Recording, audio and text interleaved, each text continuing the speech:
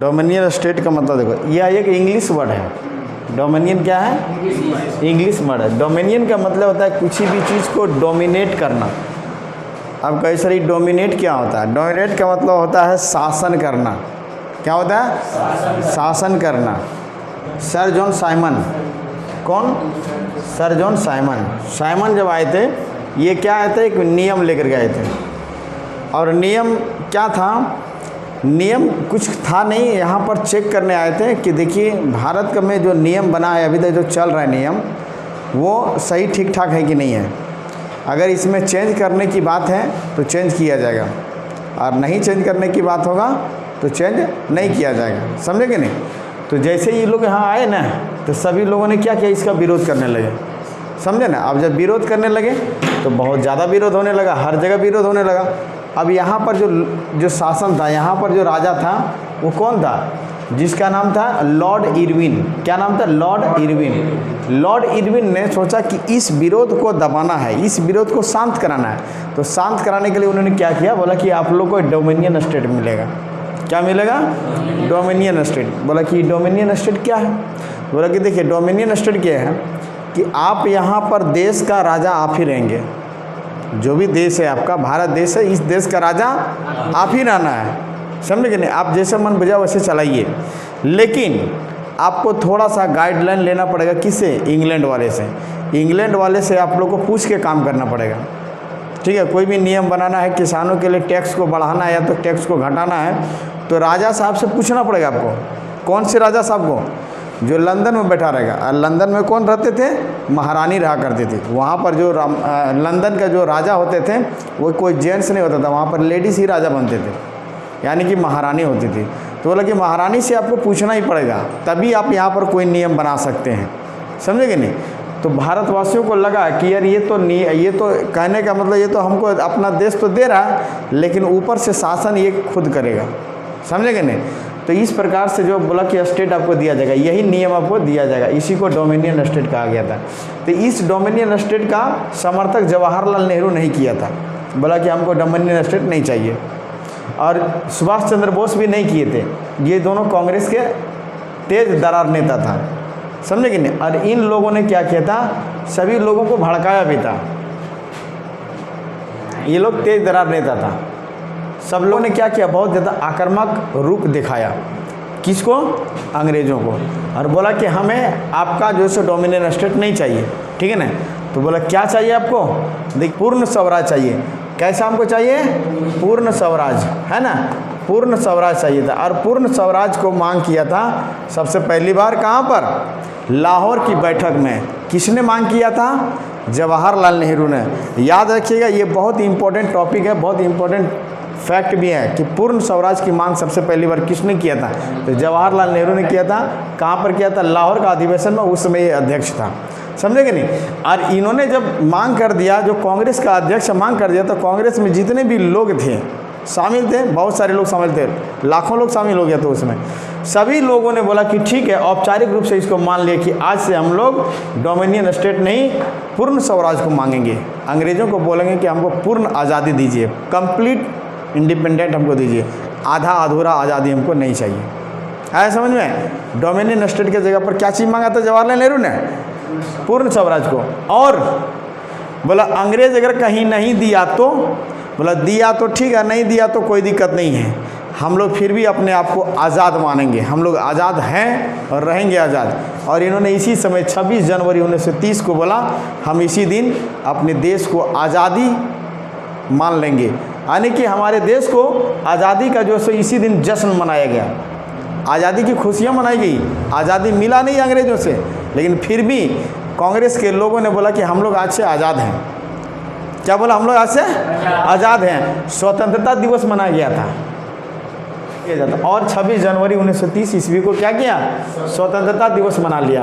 कहाँ पर मनाया था? लाहौर में ही मनाया था। कहाँ मनाया था? लाहौर में। और एक नदी था जिस नदी का नाम है रावी नदी। याद रखिएगा, रावी नदी के तट पर, रावी नदी कैसे लिखेगा? रावी नदी, रावी नदी के किनारे, यानी कि इसी के तट पर क्या किया था? तिरंगा झंडा फहराया था। क्या फहराया था?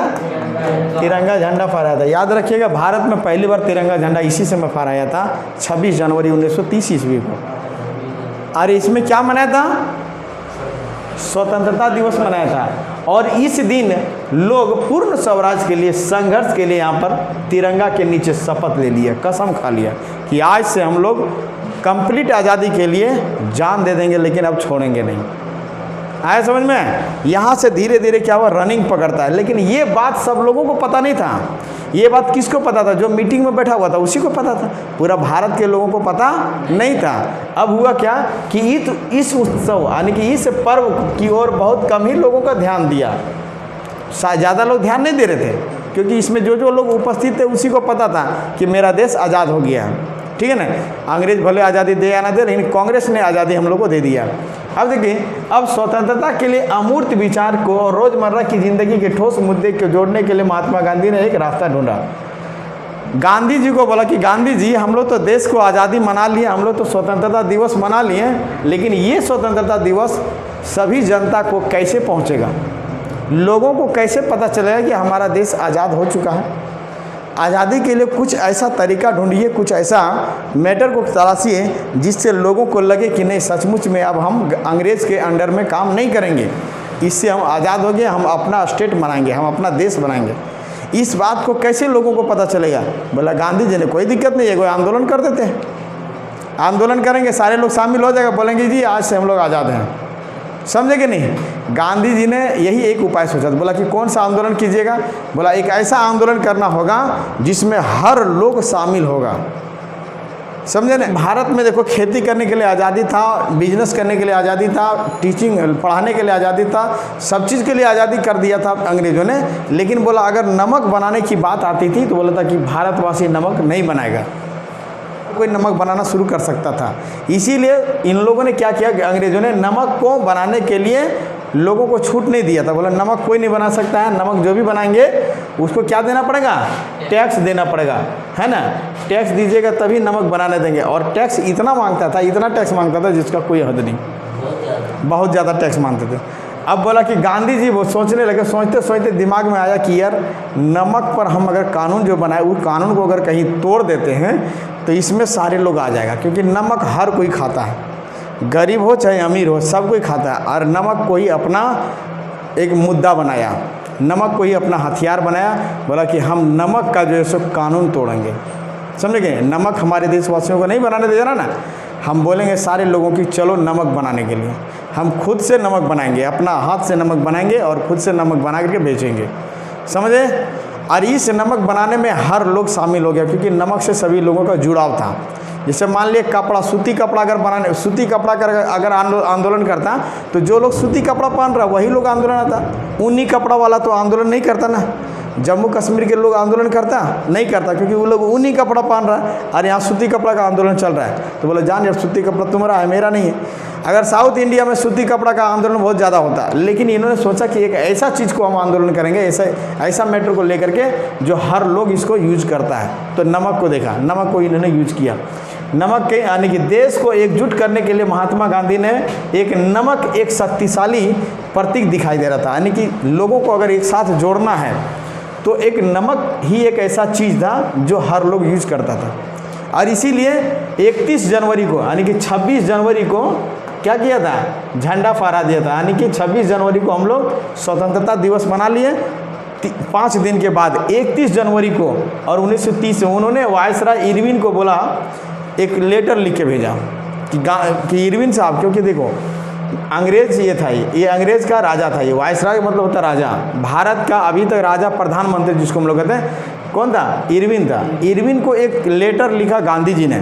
क्या लिखा कि इसमें 11 को मांग किया, इसमें से कुछ सामान्य मांगे थी, जबकि कुछ मांग उद्योगपतियों का था, कुछ व्यापारियों का मांग भी था, कुछ आम जनता का भी मांग था, सामान्य लोगों का, आम जनता का भी मांग था।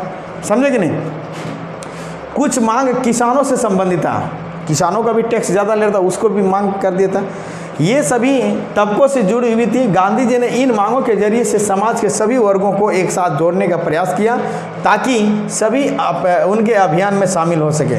गांधी जी ने सोचा हम 11 तो डिमांड करेंगे, और उसमें सारे लोगों का डिमांड था। कुछ किसानों का डिमांड था, उद्योगपतियों का डिमांड था, अमीर लोगों का डिमांड था, गरीबों का भी डिमांड था, और कुछ नहीं कुछ तो एक नमक वाला जो था वो सबका डिमांड था, समझे कि नहीं। और नमक का डिमांड को इन्होंने यहाँ पर प्रस्तावित किया था और बोला कि इस सब डिमांड को मेरा पूरा कीजिएगा तो ठीक है, और नहीं पूरा कीजिएगा तो हम जिस तरह से असहयोग आंदोलन किए तो 1920 में फिर एक आंदोलन करेंगे, समझे कि नहीं। बोला आंदोलन अगर इस डिमांड को नहीं मानिएगा तो हम क्या करेंगे, आंदोलन करेंगे।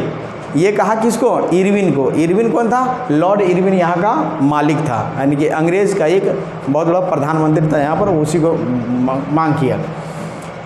गांधी जी इस मांग के जरिए से मेन इसका उद्देश्य क्या था कि सबको एक साथ जोड़ना चाहता था और जोड़ करके बताता कि मेरा देश आज़ाद हो गया है, समझे कि नहीं। जोड़ने का मेन मकसद था ताकि उसे अभियान में शामिल हो सके।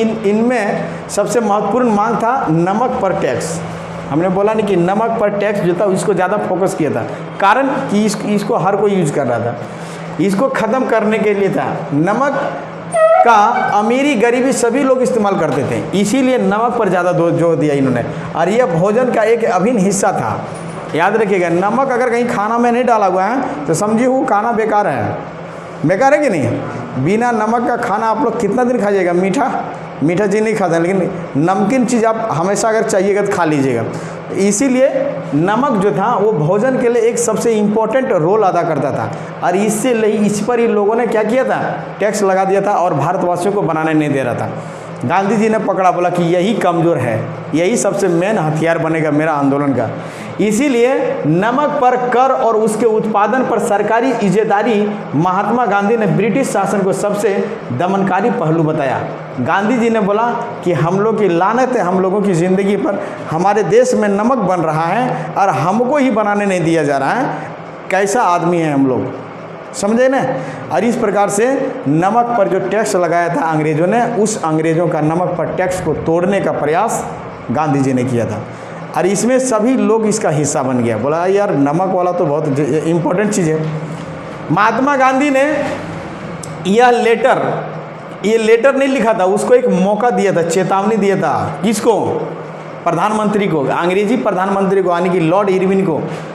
इसी तरह था, उन्होंने लिखा था कि अगर ये 11 मार्च तक हमारी 11 मांगें पूरी नहीं की गई, देखिए याद कैसे रहेगा, 11 मार्च, 11 भी है, मांग भी कितना था, 11 मांग था, 11 कहने का मतलब कि 30 जनवरी को, कितना जनवरी था जी, 30 जनवरी था, 31 जनवरी था, 31 जनवरी को लेटर लिखा। फरवरी मार्च, बोला कि देखिए 11 मार्च को अगर आपको मौका है, 31 जनवरी से 11 मार्च के बीच में, इतना टाइम में अगर आप अगर मानते हैं हमारी 11 मांग को, 11 मांग अगर नहीं मांगते हैं तो क्या होगा, हम आंदोलन करेंगे। तो कांग्रेस सविनय अवज्ञा आंदोलन करेगी, ठीक है ना। अब ये सविनय अवज्ञा क्या होता है, आंदोलन क्या था, यही चैप्टर हम लोग पढ़ रहे हैं, सविनय अवज्ञा आंदोलन, समझे कि नहीं। इरविन झुकने के लिए तैयार नहीं था, बोला कि तुम्हारा आंदोलन से हमको कोई फ़र्क नहीं पड़ेगा, जा तुमको जो उखाड़ना उखाड़ लो, तुम्हारा डिमांड को हम बिल्कुल नहीं मानेंगे। उसको सीधा ले जा करके कूड़ेदान में डाल दिया। क्या कर दिया, कूड़ेदान में डाल दिया। इरविन को लगा कि यार ये छोटा मोटा काम, ये सब 11 को मांग, क्या नमक तमक का टैक्स, दिमाग नहीं खराब, पूरा खाना पीना खाओ ना यार, ये सब क्या तुम लोग डिमांड करता है, समझे कि नहीं। उन्होंने इसको ध्यान नहीं दिया और नहीं झुका, लेकिन गांधी जी गुस्सा हो गया और इसके फलस्वरूप क्या किया उन्होंने, गांधी जी ने अपने दोस्त था कितना, 78 को, मात्र कितना दोस्त, 78, 78 वॉलेंटियर, ये सब क्या था, वॉलेंटियर था। वॉलेंटियरों के साथ, यानी कि इसका गांधी जी का कितना वॉलेंटियर था, 78, यानी कि अपना ग्रुप में उसका 78 लोग उसके साथ में हमेशा रहते थे। उन 78 लोगों को बोला कि यार हम लोग ये काम करते हैं, सविनय अवज्ञा शुरू करते हैं। पूरे भारत में गांधी जी ने 78 लोगों को साथ में लेकर के सविनय अवज्ञा को क्या किया, शुरू कर दिया। अभी सविनय अवज्ञा में क्या किया था, गांधी जी कहाँ रहते थे, साबरमती में। साबरमती एक जगह का नाम है, देखिए ध्यान से। गांधी जी क्या किए इस आंदोलन में, ध्यान से सुनिए। गांधी जी बहुत बड़ा काम किए थे।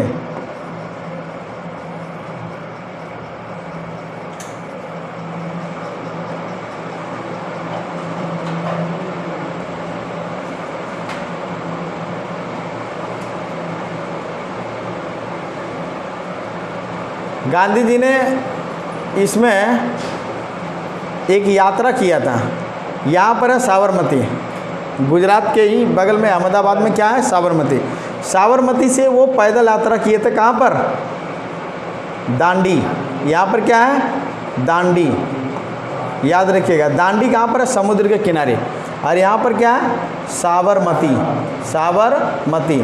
और यहीं पर गांधी जी रहते थे, साबरमती में। अब बोला कि इन्होंने बोला कि हम यहाँ से जाएंगे दांडी और क्या करेंगे, यहाँ जा कर के नमक बनाएंगे हम खुद से, समझे कि नहीं, नमक बनाएंगे। और इन्होंने सोचा, बोले कि सर नमक क्यों बनाता था, क्योंकि नमक बना करके उसको दिखाना था अरविंद को कि देखिए हम आपका कानून को तोड़ रहे हैं। आप बोलते कि भारतवासी को नमक नहीं बनाने देंगे ना, तुम्हारा नमक बनाने का काम हम पहले तोड़ रहे हैं। गांधी जी पहले तोड़ा नमक बनाने के लिए, समझे कि नहीं। ये आपका नियम जो है, आपका जो रूल रेगुलेशन है, उस रेगुलेशन के खिलाफ हम काम करेंगे। तो गांधी जी ने क्या किया, साबरमती से लेकर के पैदल यात्रा किया था दांडी तक, समझे कि नहीं। ये कितना किलोमीटर था, 2400 यानी कि 240 किलोमीटर, 240 किलोमीटर दिया हुआ है। हालांकि ये किलोमीटर कुछ अलग होगा, 380 किलोमीटर है, 380 किलोमीटर है, समझे कि नहीं। 240 किलोमीटर आपका बुक में थोड़ा गड़बड़ दिया है, याद रखिएगा। ये 240 मील होगा आपका, क्या होगा, 240 मील, 240 मील होगा। और इस मील को आप किलोमीटर में जब चेंज कीजिएगा ना, तो 1 किलोमीटर बराबर होता है 1.6 मीटर बराबर 1 मील, समझे कि नहीं। यानी कि इसको आप 1.6 से मल्टीप्लाई कीजिए तो